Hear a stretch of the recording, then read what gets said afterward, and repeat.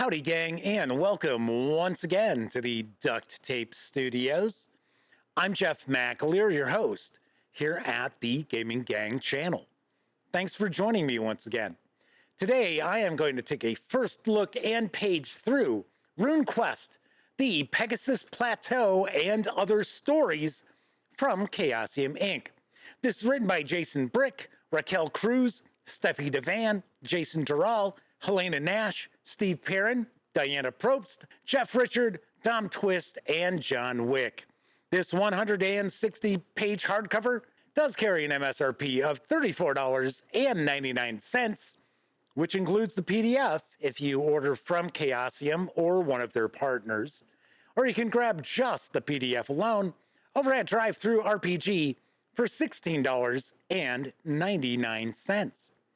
All that said, let's swing on over to the other camera, because here I've got the Pegasus Plateau and Other Stories. So before we dive in, do want to mention the fine folks over at Chaosium Inc. were kind enough to provide me with this review copy, but neither I nor anyone else affiliated with the Gaming Gang has received any other sort of compensation for me to share this coverage with you. These days, it's very important that you know that. We're also not going to look at each and every page of the Pegasus Plateau and Other Stories, but I do want to give you a good feel for what's in this book. Lastly, this is an adventure collection. So if you're a player and your game master has picked up RuneQuest, maybe they haven't run these adventures yet, maybe they're considering picking this up. I know this came out a few years ago, but people are still being introduced to RuneQuest all the time. Regardless, if you're playing RuneQuest, haven't encountered these yet, I'm going to recommend you probably tune out now, because you don't want the surprises of these adventures ruined simply because you are watching this first look video. Now, I'll be the first to point out, I have absolutely no idea what these stories are about, but there's going to be some spoilers just simply from paging through. So you have been warned. All right, let's get the shrink wrap off, and then we will take a look at the back. Invitations to Adventure. Set in the mythic fantasy world of Glorantha, the Pegasus Plateau and Other Stories features 7 complete, ready-to-play adventures, taking you from the ghost-haunted catacombs into mystic ruins, across the arid deserts of Prax, and up to the rocky pinnacle of the Pegasus Plateau. Then it gives us a little breakdown of each of those adventures, which we're going to be taking a look at in just a few seconds. So let's jump on in.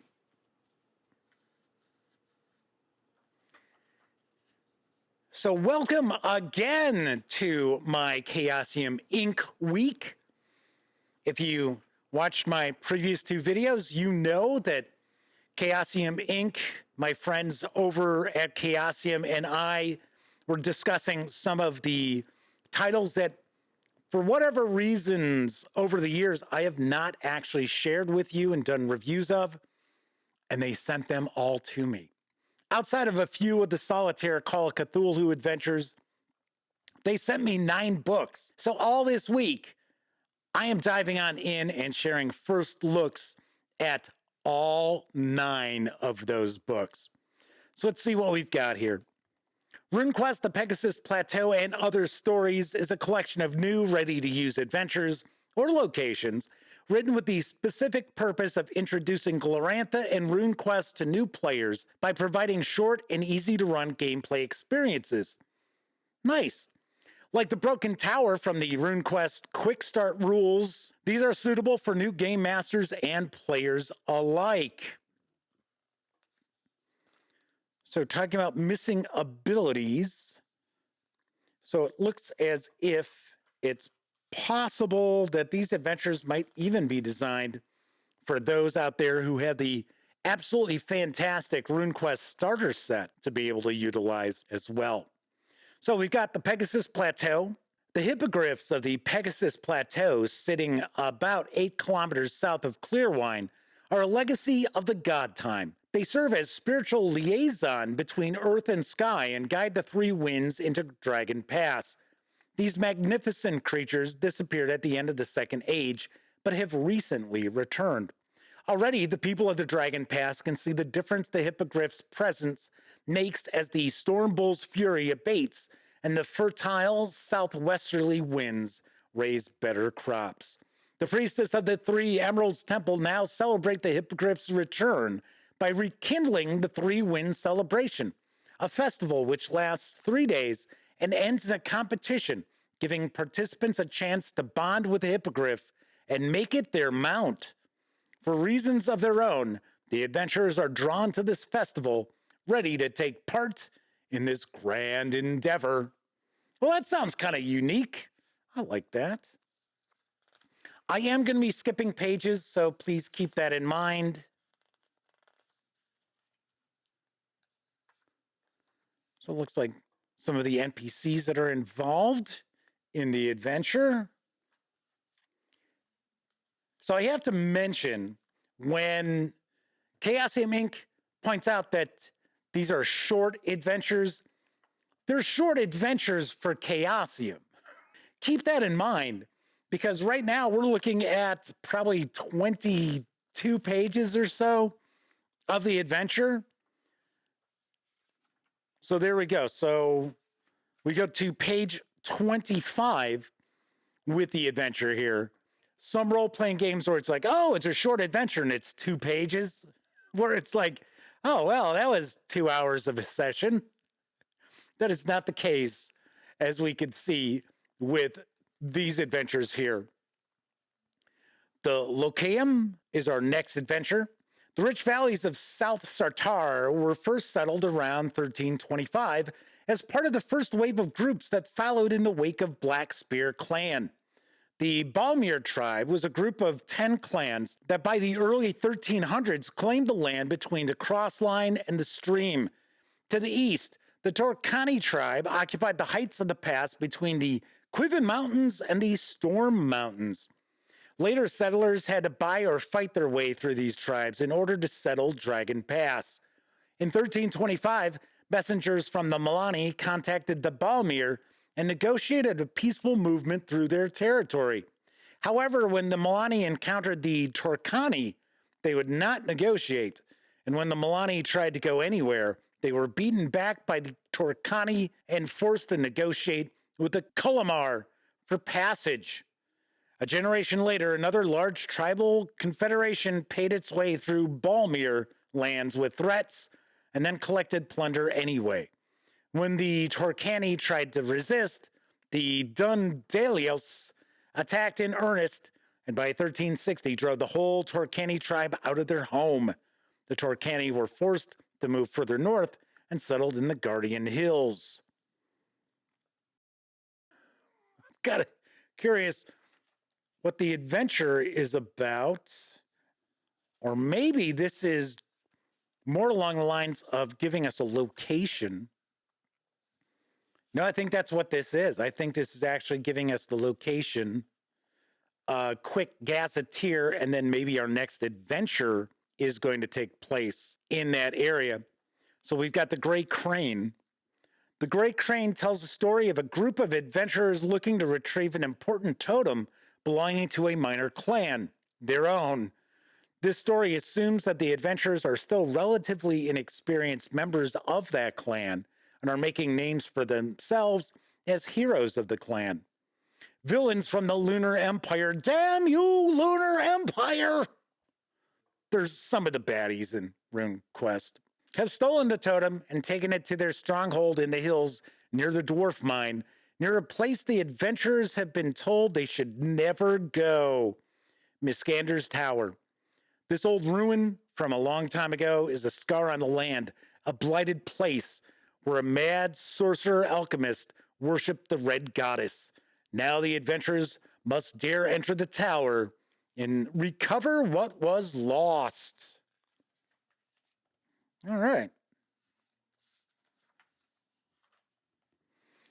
As you can see, presentation for these adventures is top-notch. It's what we come to expect from Chaosium. Really, really well done. Nice artwork. Looks like another fairly lengthy adventure, probably about 20 pages there, 18, 20 pages. So we have the rattling wind. The adventurers must defend the hamlet of Farfield from a swift and brutal monster that has left several mangled bodies in its wake. They may choose to stand fast and repel the attacker, hoping to overcome it through might, magic, and cunning, or they can track it to its place of origin, Drakemere, a nearby lake claimed by a hostile clan of ducks. When the monster's true nature, an undead fusion of a murdered Lunar Empire rune lord and his bronze chariot, is discovered, it goes berserk and sets off on a devastating collision course with Farfield. Can the adventurers end this terrible menace, or will it kill more in its wrath? Dun dun dun. So are we going to get a picture of the monster? I guess that is the monster. Looks like it's got kind of ghostly steeds there. It's the Bone Chariot. They're calling it there.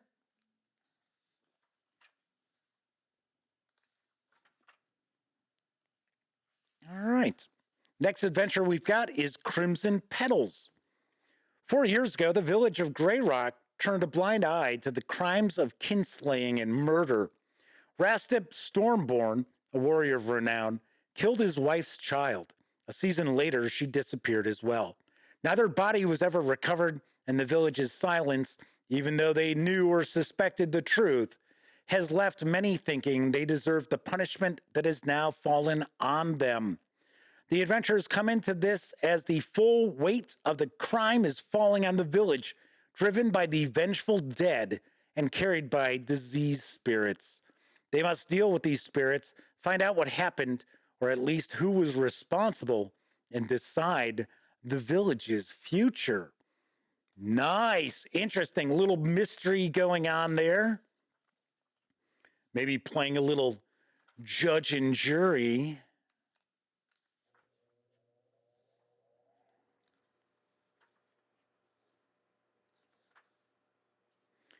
Next, we have Gloom Willow's Hollow.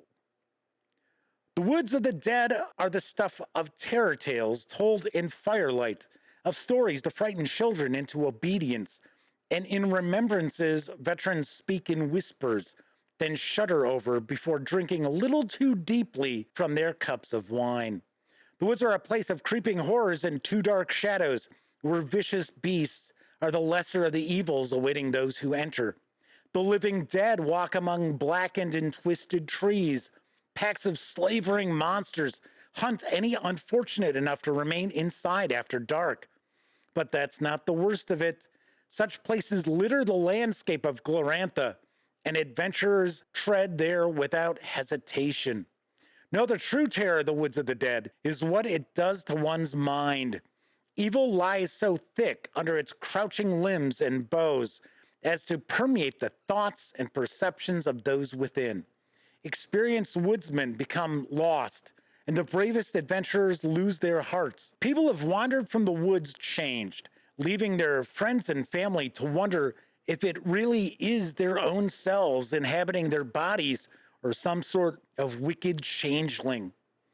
One might wonder why anybody would enter such a place willingly, but an adventurer's place is not in the safe and bright places of the world.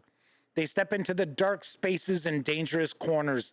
Thus, from time to time, are the bravest and best of Glorantha drawn to the woods of the dead.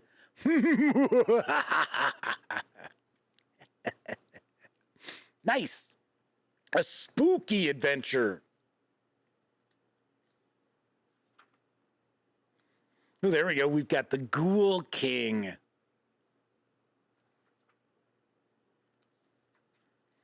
We also have the Wailing Ghosts.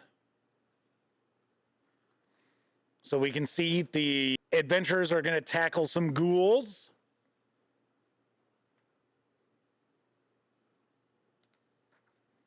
Looks like there's quite a bit to this. It appears that we probably have a location and adventure. We have the Ruin on the Stream. The Ruin on the Stream is one of the great unknown mysteries of Glorantha, having disappeared from maps a long time ago. As such, if the adventurers are here, they likely already have a reason. They might be sent on a pilgrimage to honor the history of the stream itself, or to otherwise take part in a cult-based activity. Adventurers with a high loyalty passion could be sent to investigate rumors of strange lights, sounds, or sights found along the stream, only to find the ruin still standing, despite no indication of its existence on their map. The adventurers might discover an ancient copy of a map that has the unfamiliar name and choose to explore the area to answer some important questions. Why is this place not listed on a modern map? Who or what deemed it appropriate to erase it from history? What are they hiding? And why are they hiding it? It is even possible for the adventurers to find the place purely by accident and stumble their way into these mysteries. One way or another, by the end of their visit, they must face important discoveries and make weighty decisions.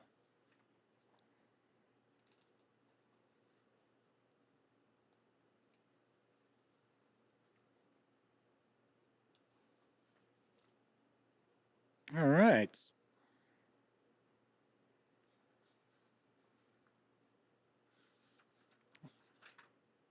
I was going to say, that's actually, it was kind of short. That was kind of a short adventure.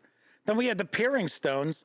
In the employ of Satarite trader venturing to the Peering Stones in the north of the plains of Prax, the adventurers are invited to a wedding ceremony for a powerful animal nomad Khan. Nothing happens as planned, and thus the adventurers are drafted into finding the missing bride. There they must carefully negotiate their way amidst the unfamiliar customs of the volatile Praxians and find a bride who may not want to be found. This adventure is suitable for adventurers early or well into their adventuring careers. A reread of the chapter covering the Praxian homeland in the RuneQuest core rulebook may be invaluable when discussing the different animal nomad tribes and their complex relations to one another. All right.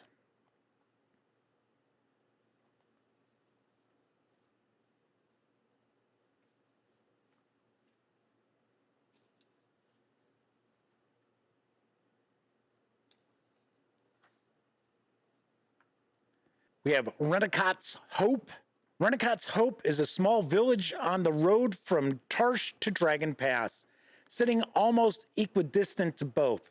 It's the perfect stopping point for travelers going from the Empire to Sartar. It has been the site of countless battles, as both the Lunars and the Orlanthi have fought over the territory for decades. Within the crude stone walls of Renacot's Hope live the orphans, widows, refugees, and victims of those struggles.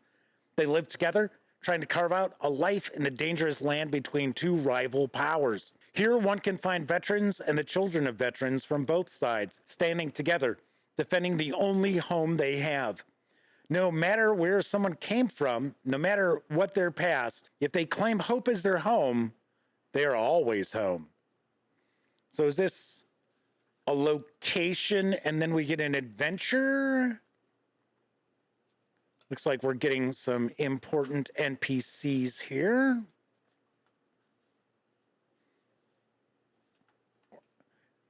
Looks like this might wrap up the book. Huh. Okay. So this is another locale. Very nice. Okay, so that is a look inside RuneQuest, the Pegasus Plateau, and Other Stories from Chaosium Inc. Of course, I will have a review of this book in the very near future, so stay tuned. I really love RuneQuest. I think RuneQuest deserves a lot more love than it tends to receive, and I think the more people learn about it, the more intrigued they are, and once they actually take a peek, either the quick start or even just the starter set, it is a pretty impressive achievement that Greg Stafford put together and spent, my gosh, over 40 years of his life with the Glorantha setting, and it shows. It really does. Alrighty, like I said, I will be reviewing this in the not too distant future. That is it for this time out. If you like this video, by all means, please give it a quick thumbs up. Subscribe to the Gaming Gang channel if you haven't already, and if you do subscribe, don't forget, ring that bell, because it'll not only let you know when I upload videos such as this first look, it'll also inform you when my live stream, the Gaming Gang Dispatch, airs Tuesday, Wednesday, and Thursday evenings right here on YouTube at 7 p.m. Central. And of course, when you're not watching videos on the Gaming Gang channel, be sure to visit thegaminggang.com for plenty of tabletop gaming news, reviews, and more, which you will not find here on the YouTube channel. You know the drill. Get your geek on at thegaminggang.com. Once again, I'm Jeff McAleer. Thank you very much for tuning in. I hope you'll catch some of my other videos during the Chaosium Inc. week. And until I see you next time, here's hoping all of you get to enjoy plenty of great gaming with your gang.